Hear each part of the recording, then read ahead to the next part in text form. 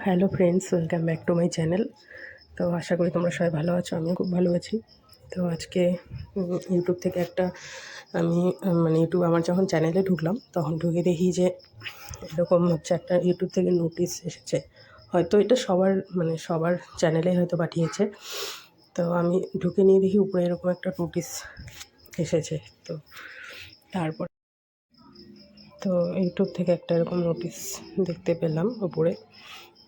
তখন আমি ইউটিউব স্টুডিওতে ঢুকে দেখি যে ওয়াইটি স্টুডিও অ্যাপে যখন আমি ঢুকলাম তখন দেখছি যে হ্যাঁ সেম নোটিশই দেখাচ্ছে। অ্যাপে ঢুকে আমি হচ্ছে অ্যানালাইসিসে গিয়ে রিয়েল টাইমে ঢুকলে দেখতে পাবে তোমরা উপরে যে এই নোটিশটা এসেছে অ্যারোর দিয়ে, views data is under reported for some dates 20 ফেব্রুয়ারি 2024। তো এটা এই ডেটে হচ্ছে ভিউজের এর থেকে আমার বেশিও ভিউজ হতে পারতো, হয়েছে হয়তো বা।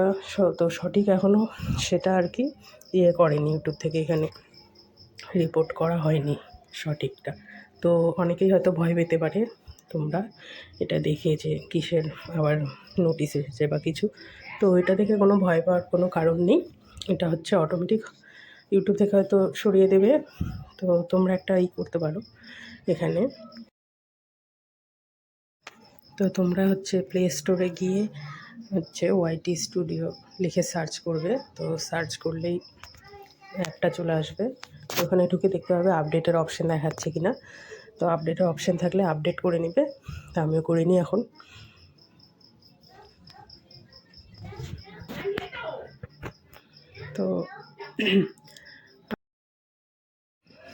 তো আমি ওপেন করে নিই এখন অ্যাপটা। তো স্টুডিওতে ঢুকে দেখি কি দেখাচ্ছে। যদি এখনও নোটিশটা থাকেই তাহলে তাও ভয় পাওয়ার কোনো কারণ নেই।